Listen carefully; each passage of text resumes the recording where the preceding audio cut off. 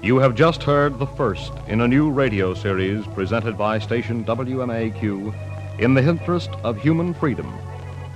The spirit of Paul Revere, portrayed by Maurice D. Copeland, will return next week at this same time to narrate another chapter in the story which we call Destination Freedom.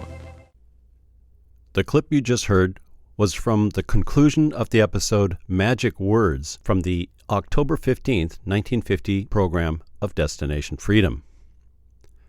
It had been 2 months since the show's last episode had been broadcast in the same time slot. That previous episode, Last Letter Home, was one of the 97 shows penned by Richard Durham.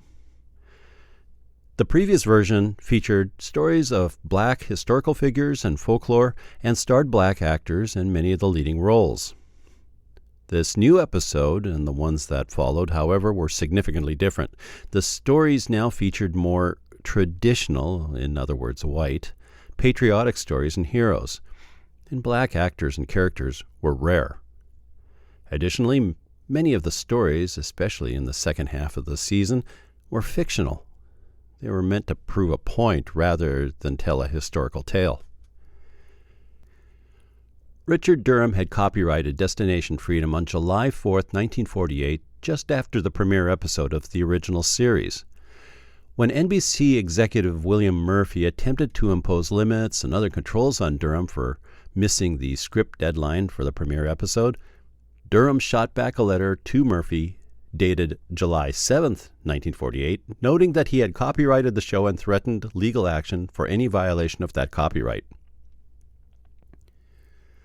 When WMAQ announced in October 1950 that they were bringing Destination Freedom back with a different format and without him, Durham immediately filed a cease and desist order.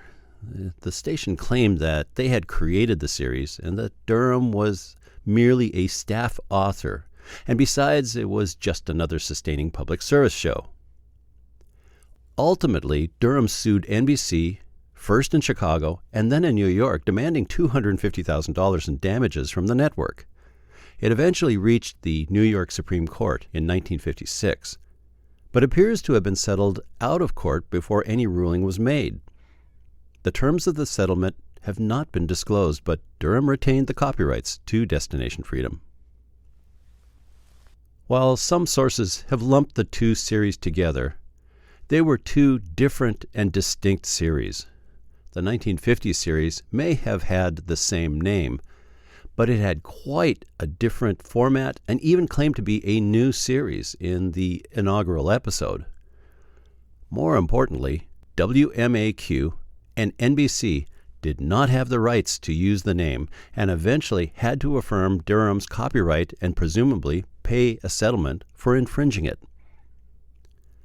Whether it was low ratings or the pending lawsuit, or some combination of the two, the new series lasted less than a year and spawned fewer than 40 episodes. Information for this synopsis was taken from the book Word Warrior, Richard Durham, Radio and Freedom, by Howard University professor Sonia D. Williams. For Old Time Radio researchers, I'm your announcer, Patrick Andre. Thank you for listening.